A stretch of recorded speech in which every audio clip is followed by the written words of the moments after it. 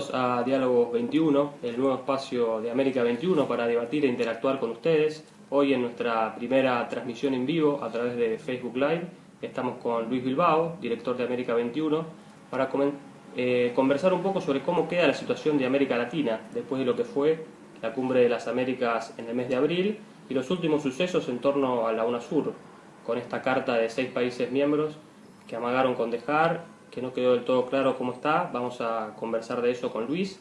Recibimos sus preguntas a través de las distintas redes digitales, también en vivo por Facebook. Así que sin más, los dejo con Luis Bilbao y damos comienzo a esta transmisión. Buenas tardes.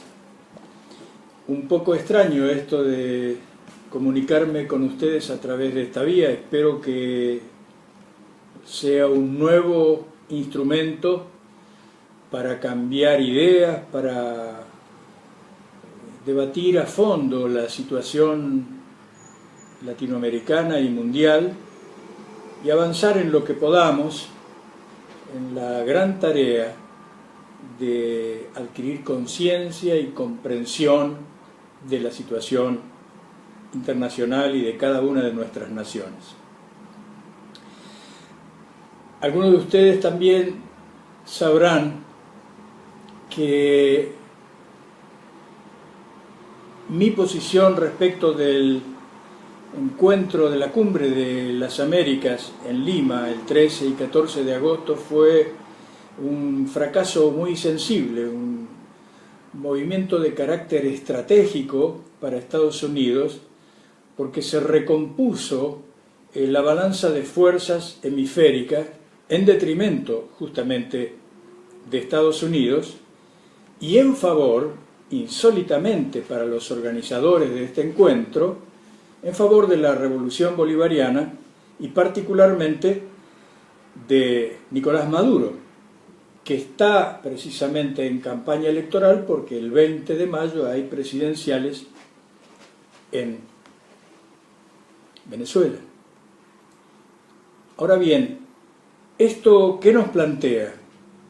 Yo creo que en primer lugar debemos recordar que ya desde 2010 había comenzado a revertirse una dinámica de convergencia que cambió completamente la faz de América Latina, la faz política de América Latina y las relaciones geopolíticas a nivel hemisférico.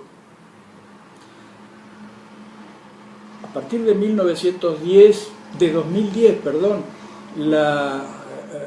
las fuerzas aquellas que marchaban en dinámica de convergencia invirtieron su sentido y comenzó a ocurrir una situación inversa, inicialmente a poca velocidad y confusamente en zigzag, pero luego quedó muy claro que se había invertido de manera franca la dinámica y en lugar de convergencia lo que dominaba era una fuerza centrífuga, una fuerza divisionista, o para decirlo con un lenguaje que era muy común a mediados del siglo XX en América Latina, se replanteó la balcanización de nuestro continente. Y muchos dieron por perdida la batalla, y se sumaron y dieron por muertos a todos aquellos que defendimos justamente la dinámica de convergencia. Dieron por terminada esa fase de la historia.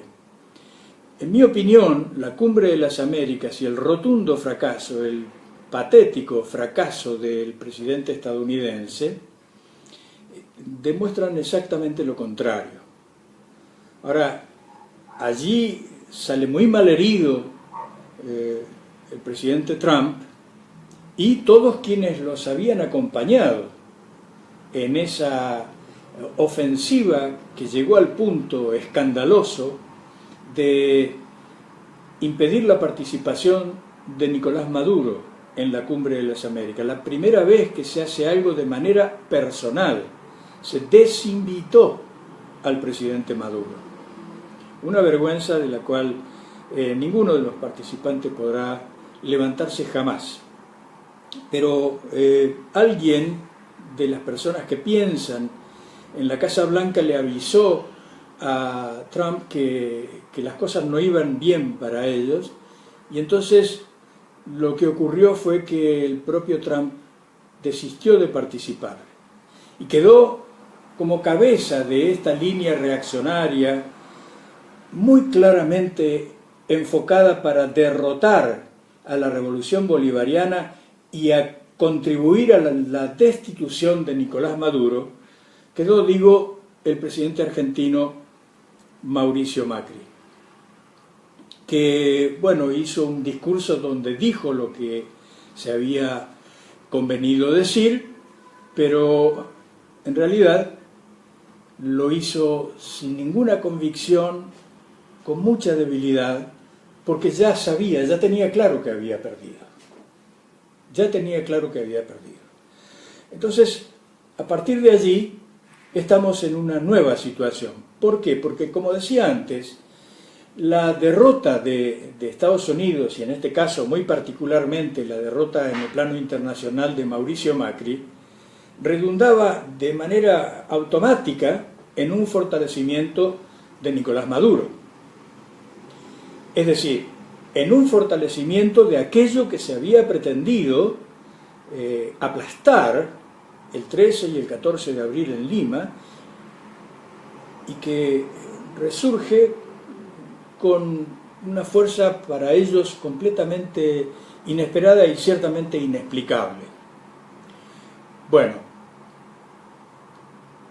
a partir de esa nueva situación se podía esperar un contragolpe de Estados Unidos y sus aliados o sus socios menores, por no decir sus siervos continentales. Y llegó rápido esa respuesta, aunque de una manera muy extraña, muy confusa, que nosotros mismos no conseguimos entender muy bien, porque de pronto apareció una noticia que el portal de América 21 levantó de inmediato, porque la información tenía una fuente en la cual apoyarse, que decía que 6 países de América Latina integrantes de UNASUR se retiraban de UNASUR. Luego quedó claro, a partir de sucesivas comunicaciones también informales, porque todo esto no se hizo con un comunicado formal firmado por los 6 países, sino a través de trascendidos respecto de una carta que los presidentes habrían mandado a UNASUR, que en realidad no se iban de UNASUR, no rompían con UNASUR, sino que dejaban de participar mientras no se resolvieran algunos problemas que, según estas personas, estos 6 presidentes habían paralizado a UNASUR. Esto era un golpe duro porque efectivamente ya la dinámica de divergencia, la dinámica de centrifugación de América Latina tomaba cuerpo en algo bien concreto. Bueno, ¿cómo siguió esta historieta? Porque no es una historia. Siguió con un comunicado que hoy mismo aparece, donde algunos de los gobiernos, no los presidentes, algunos de los gobiernos partícipes de esta retirada en zigzag, aclaran que no se fueron de UNASUR.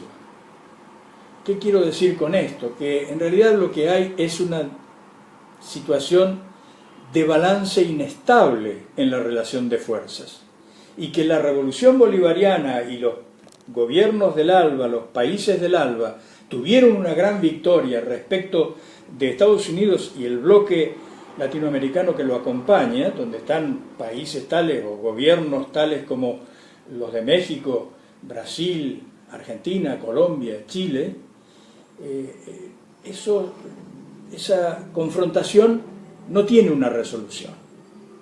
Mientras tanto, en Venezuela se lanzó con todo su vigor la campaña electoral.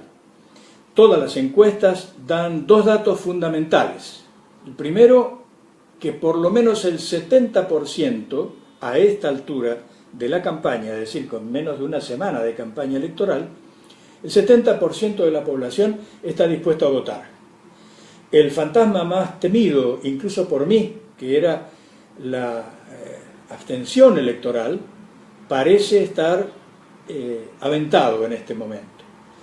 Y el otro dato es que en ese 70% Maduro gana por gran distancia. Esto significa que si se cumplieran estas dos previsiones de las empresas encuestadoras, no mías, no me hago cargo de esas afirmaciones, pero son las que hacen las encuestas de todos los signos, si se diera esto, Estados Unidos sumaría una gran derrota a la derrota que ya tuvo en Lima. Y esto sería muy grave, no solamente para Estados Unidos. Porque ¿qué pasa con gobiernos prácticamente inexistentes como el de Brasil, de Temer? El gobierno en situación de caos de Colombia, de un caos criminal, digámoslo. El gobierno también inexistente de Perú, el gobierno vacilante, enclenque de Chile y el gobierno caotizado al extremo de México. ¿Qué pasa con esos presidentes, con esos gobiernos, si en medio de esta situación y después de la ofensiva brutal llevada a cabo contra Venezuela, vuelve a ganar Maduro por una gran distancia, con una gran participación y con un plan de acción muy contundente como el que ha comenzado a delinear el presidente venezolano? Bueno, pues lo que pasa es que los países que avanzaron contra la revolución mostrarán en un plano muy superior la debilidad que los aqueja. Déjenme unos segundos para recordar algo que siempre decimos. Todo esto ocurre en el marco de una irresuelta y cada vez más agravada crisis del sistema capitalista mundial. En los últimos días ha habido torbellinos muy duros en la economía, sobre todo en los termómetros de la economía mundial, en las bolsas de cada uno de los grandes países, con pérdidas multimillonarias en acciones, esas cosas que ocurren regularmente, pero que supuestamente no debían ocurrir en este momento y volvieron a ocurrir. Esa expresión de la debilidad, de la inestabilidad de la economía mundial va a golpear muy duro, además, como una nueva fuerza, sobre todos los gobiernos de América Latina y muy particularmente sobre Argentina. Hace unos cuantos años yo publiqué un libro que se llamaba Argentina como clave regional y trataba de explicar ahí que en aquel entonces y en mi opinión en el futuro, Argentina era una clave por su debilidad y no por su fuerza. La debilidad de Argentina, que produjo todo lo que hemos vivido en los últimos 15 años, se manifiesta ahora en el hecho de que gana de manera democrática, si entendemos por tal a la democracia burguesa, que lo es en una muy pequeña proporción, gana y en mi opinión, pese a que el gobierno se traba con sus propios pies al caminar, no encuentra rival y sigue fortaleciéndose. En el marco que acabo de rápidamente describirles de América Latina, el único gobierno con algo de base bajo los pies es el argentino. Y por las características propias de Argentina y por esa clave que significa como eje en la contradicción revolución contra revolución en América Latina, Argentina, Buenos Aires, la Casa Rosada, se convierte en la contraparte de la revolución. Y Estados Unidos no consigue imponerse en el escenario hemisférico para decir, Pues bien, sea lo que sea que ocurra con la dinámica de América del Sur, la línea de la contrarrevolución en términos políticos va a continuar. Como eso no se consigue, como la dinámica de Venezuela es el fortalecimiento de la revolución, lo quiero decir de esta manera rotunda para enfrentar todas las confusiones que hay al respecto, en un marco de gravedad inusitada de la situación económica y su impacto social, pero fortaleciendo la participación de las masas. Hoy llega la comunicación de que 6 millones de venezolanos y venezolanas ratificaron su pertenencia al PSV. 6 millones de miembros tiene el Partido Socialista Unido de Venezuela. ¿Qué país, qué gobierno puede decir que detrás de su proyecto tiene 6 millones de personas dispuestas a luchar políticamente, pero además, en una gran proporción, a luchar por cualquier medio que se le imponga? Esto entonces deja fuera de combate a la idea de que simplemente se desgrane, se derrumbe y tenga que huir el presidente Maduro, como proponen algunos. Hoy mismo, un senador estadounidense, de cuyo nombre no quiero acordarme, dijo que hay que maximizar el dolor de Venezuela para derrocarlo a Maduro. Mientras tanto, el Malinche Almagro, que sigue como secretario general de ese engendro incalificable que es la Organización de Estados Americanos, gira por Europa tratando de, hasta último momento, conseguir que las economías europeas contribuyan al bloqueo y a la desestabilización de la economía venezolana. Y como si faltase algo, los obispos venezolanos, después de reunirse con el Papa, inmediatamente después, salen de reunirse con el Papa y sacan un comunicado en el que, entre otras cosas, dicen que no se pueden hacer las elecciones el 20 de mayo, que no hay condiciones para hacer estas elecciones y que se debe llegar a las elecciones, se debe postergar las elecciones para el último trimestre del año, en la certeza de que el 20 de mayo gana Maduro, pero que si tienen más tiempo pueden profundizar todavía más el desquicio económico que asuela a Venezuela y en ese caso poder aspirar a ganar las elecciones. Pues bien, como ese camino está cerrado en lo inmediato, yo creo que de aquí hasta el 20 de mayo Venezuela va a vivir un periodo particularmente riesgoso. Ayer y antes de ayer hubo manifestaciones que no llegaron a ser las guarimbas que se conocieron hace 2 años, pero que sí ya mostraron una gran tendencia a la violencia callejera por parte de grupos armados.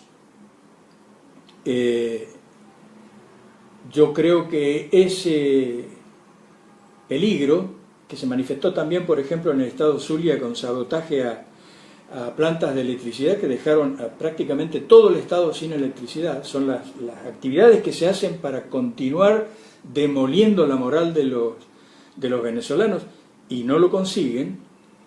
Pero si sigue esta dinámica, yo creo que no se puede descartar que haya otras formas de violencia para impedir las elecciones. ¿Por qué? Por lo que intenté resumir antes. La derrota estratégica de Estados Unidos en la Cumbre de las Américas de Lima significa un fortalecimiento de la revolución bolivariana, pero significa también un fortalecimiento de todos los gobiernos del ALBA y de todos los pueblos que en países que no integraron el ALBA, sin embargo, defienden la perspectiva de transición al socialismo. Porque lo que está en juego aquí, en definitiva, es una confrontación entre la crisis capitalista y la respuesta socialista. No hay otra respuesta a la crisis que una transición al socialismo. La respuesta que puede dar el capitalismo no solamente se basa en la superexplotación de los trabajadores, como vemos en todos los países de la región que están fuera del ALBA, sino que además tiene muy corto aliento y lleva en corto plazo a la movilización seguramente masiva del conjunto de la población latinoamericana. De manera que Estados Unidos y sus estrategas, que a veces trabajan correctamente para hacer lo incorrecto, están particularmente preocupados por la perspectiva de que en medio de una situación de otra vez retroceso de Estados Unidos y su línea de acción en el hemisferio, otra vez de reaparición de la crisis económica capitalista en los países centrales, con el enorme impacto que va a tener sobre nuestros países, otra vez en situación de descontento social masivo, como se está viendo en México, en Colombia, en menor magnitud, pero prácticamente en todos los países ocurre lo mismo. En esta situación, digo, la revolución bolivariana permanece, se fortalece, sale de la situación extremadamente crítica que está viviendo ahora, lo hace por métodos democráticos, por métodos de participación general de la población, lo hace venciendo a toda la reacción continental encabezada por presidentes y por medios de comunicación muy nobles en su accionar, y entonces se presenta ante masas de población en situación de confusión y de crisis como un camino a seguir. Esto es lo que pretende detener Estados Unidos y por eso yo creo que es riesgoso el periodo que se abre de ahora y hasta el día de la elección y los siguientes inmediatos días después del 20 de mayo. Dejo por aquí estas ideas y espero las preguntas, las intervenciones de ustedes para continuar un diálogo que espero sea fructífero y permanente, regular. Sí, Luis, nos llega una pregunta desde Caracas, de Carlos, a través de Twitter. Pregunta quién es José Octavio Bordón, el candidato que la Argentina presentó para ser secretario general de UNASUR y apoyado por los gobiernos, que enviaron esta carta de ruptura o de confusión para generar respecto de la UNASUR. Bueno, antes de detenerme en este nombre, hay que decir que en la argumentación de la carta que le enviaron al presidente Evo Morales para decir que no participarían en las reuniones de UNASUR, se alegó que justamente que no se había podido elegir el secretario general y que estaba paralizado el funcionamiento de UNASUR y que era muy costoso y que era inocuo. Ahora, una semana antes de despachar esa carta, el presidente argentino Mauricio Macri pasó la presidencia pro tempore de UNASUR al presidente Evo Morales. Es decir, hasta ese momento había sido presidente Macri. ¿Cómo se entiende esto de que dejás de ser presidente y en el mismo momento declarás que UNASUR no estaba funcionando, no estaba cumpliendo con sus funciones? Bueno, se entiende solamente cuando primero no se tiene ideas claras respecto de nada, excepto de desesperadamente tratar de sostener y restaurar el sistema capitalista en situación de derrumbe, y en segundo lugar cuando no se tiene mucha vergüenza, sobre todo ante la historia, ante nosotros por supuesto, pero como nos consideran poco menos que idiotas, entonces por lo menos que tengan una mínima consideración hacia la historia. No pueden decir que UNASUR no funciona cuando entregan la presidencia pro tempore. Debían haberlo hecho antes. Y quién es José Octavio Bordón, para contestar la pregunta del compañero Carlos.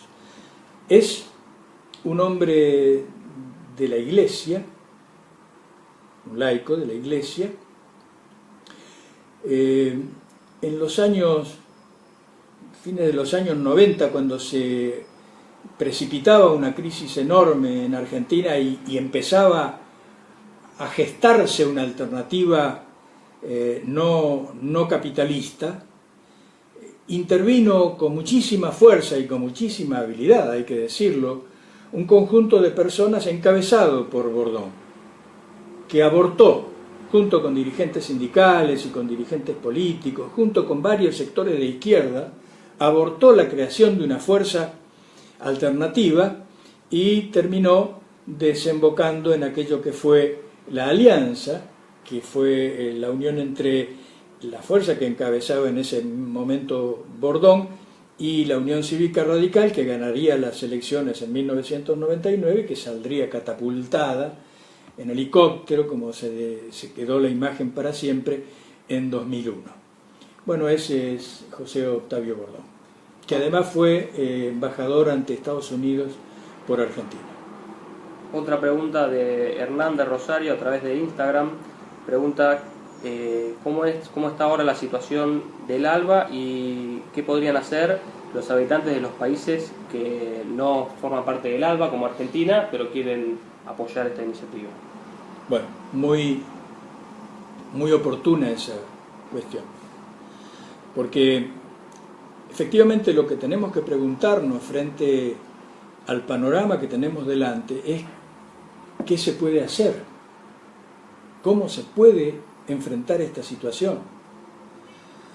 Yo creo que el punto de apoyo principal para enfrentar esta situación es el ALBA, la Alianza Bolivariana para los Pueblos de Nuestra América.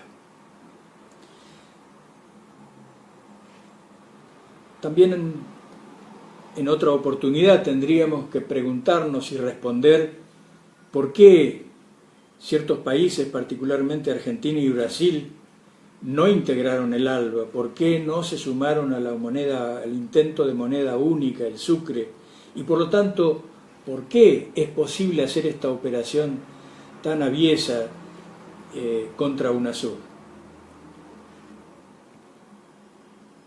El ALBA es una unión de países con una perspectiva antiimperialista y anticapitalista.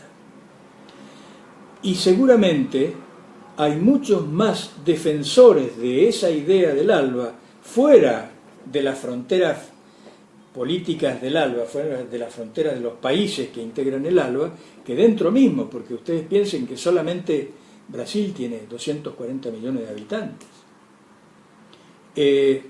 Entonces, el gran problema es cómo los gobiernos que integran el ALBA encuentran un camino, no solamente para articular una respuesta desde los gobiernos del ALBA frente a la ofensiva estadounidense que va a continuar y si, como todo indica, no tiene éxito en lo político, va a continuar por medio de la violencia, sino que además tienen que encontrar el modo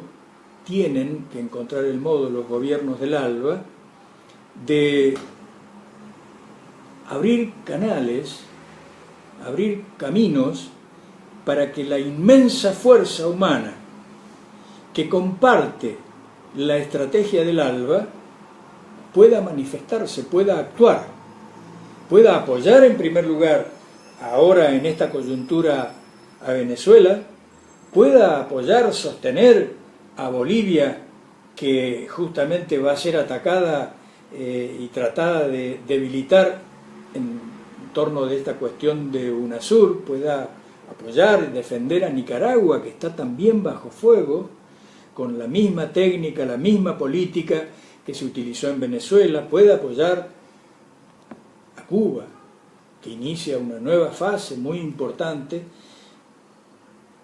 ¿Cómo hacemos los millones, las decenas, cientos de millones de personas que estamos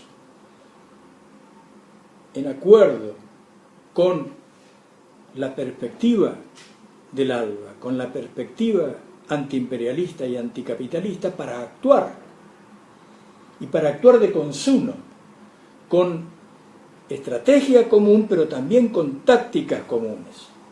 Esto es algo que no se puede resolver desde lo individual. La palabra está en los gobiernos que integran el ALBA, y estoy seguro de que tendremos una respuesta positiva de manera muy rápida y espero muy eficiente. Bueno, hay tiempo para una última pregunta, Luis. Llega desde Medellín. Pregunta Ana, ¿por qué hay gobiernos que dicen que en Venezuela no hay democracia, pero no dicen nada del gobierno de Brasil? Bueno, porque mienten. Los medios de comunicación son un medio de incomunicación. Es algo verdaderamente increíble. Ustedes fíjense que nadie dice que Israel es antidemocrático, pero acaban de matar a un segundo periodista palestino y todos los días hay muertes palestinas. Nadie pone en cuestión ni programa una acción humanitaria para salvar al pueblo mexicano de sus gobiernos. Pero ustedes saben lo que está pasando en México. Ayer mismo llega la noticia de que 3 estudiantes han sido asesinados de la manera más increíble. No queda claro por quién, se lo atribuyen a bandas narcotraficantes, pero ¿quiénes son los narcotraficantes en México? Los propios gobiernos, los partidos de la burguesía mexicana. En Brasil no hay nada que decir. La presidente Rousseff fue destituida por trampa, por tramoyas, y tomó su lugar una persona que tiene sí acusaciones concretas, a diferencia de lo que pasa con Rousseff. Y conste que no defiendo la política de Rousseff, como no defiendo la política llevada a cabo por Lula, pero defiendo su derecho a la libertad, porque fue preso sin ninguna argumentación consistente desde el punto de vista jurídico. De la justicia burguesa. No pueden respetar ni siquiera sus propios parámetros de justicia. Las encuestas dicen que el presidente Temer tiene el 3% de popularidad. Pero nadie dice que eso no es un gobierno antidemocrático. ¿Por qué no lo dicen? Bueno, porque sencillamente los defensores del sistema capitalista están, y yo sé que esto va a sonar casi como un acto de voluntarismo, pero están acorralados. Porque las personas serias, las personas, incluso los líderes burgueses, que verdaderamente tuvieron un lugar en la historia y que marcaron un camino para su clase y para el conjunto de la sociedad, se basaron en elementos constatables y veraces. Pero hoy día la burguesía tiene que cometer cosas tales como, por ejemplo, tener a Donald Trump como presidente de Estados Unidos. Es una vergüenza para la historia de Estados Unidos, que tiene muchas razones para avergonzarse, pero también tiene muchas razones para defender, para vanagloriarse de ellas. Son muchas las fuerzas, las ideas, las conquistas que ha dado, incluso bajo líderes capitalistas y mediante líderes capitalistas, Estados Unidos. ¿Cómo puede llegar una gran nación a tener un presidente impresentable como Donald Trump? ¿Cómo se puede tener a un narcotraficante en el gobierno de México, a un asesino en el gobierno de Colombia, a un desconocido que llegó por la ventana en el gobierno de Perú? ¿Cómo se puede? Bueno, se puede por una razón muy simple. Y ellos pueden seguir haciendo esto que pregunta la compañera de Medellín, me dijiste. Se puede seguir haciendo por una razón muy sencilla, porque nosotros, los que intentamos representar una idea de revolución, los que defendemos una política antiimperialista y anticapitalista, no tenemos la fuerza necesaria para poder contrarrestar la mentira en cada uno de nuestros países y en el conjunto del continente. Y como nosotros no hemos sido lo suficiente capaces de poner en pie órganos de difusión y de información, órganos que lleven la verdad de nuestro continente a cada uno de los habitantes de nuestro continente, entonces ellos pueden seguir mintiendo, ocultando, tergiversando. Nos quedó pendiente, Luis, una última pregunta que hizo en vivo Adrián Fernández desde San Martín de los Andes. Pregunta si de esta relación de fuerzas, continental, depende la supervivencia de la revolución bolivariana. Yo creo que sí. Y es también muy oportuna esta pregunta. Creo que sí. Si Estados Unidos consiguiera imponer la relación de fuerzas que se propuso en Lima y fracasó, si por los medios que fuere consiguiera imponer esa relación de fuerza a favor de ellos y con eje en Buenos Aires, un eje Buenos Aires-Washington que aplaste la perspectiva revolucionaria, entonces en el continente, entonces la revolución venezolana estaría en grave peligro. Creo, para terminar, que no ocurrirá eso, no ocurrirá. Con elecciones o sin elecciones en Venezuela, estoy convencido que habrá elecciones, que ganará Nicolás Maduro, con Macri más o menos fortalecido, más o menos debilitado en Argentina, con el resultado que tengan las elecciones en Brasil. Brasil no habrá gobierno estable por muchos años de aquí en más.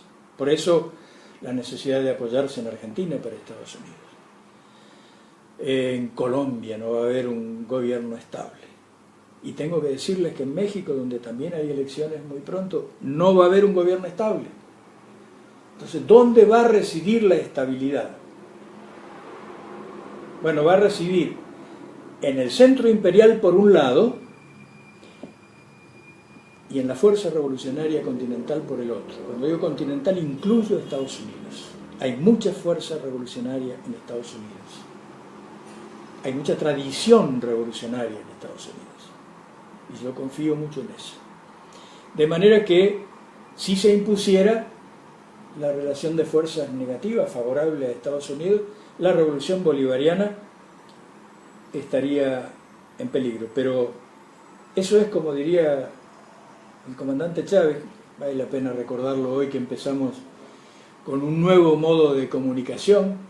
Nosotros pusimos en marcha América 21 justamente con el presidente Chávez en 2002 y recién se puso verdaderamente en marcha ante el público en 2003 y seguramente es un antecedente de estos diálogos. Pero el presidente Chávez solía utilizar la expresión supuesto negado. La idea de que Estados Unidos va a consolidar una relación de fuerzas a su favor es un supuesto negado.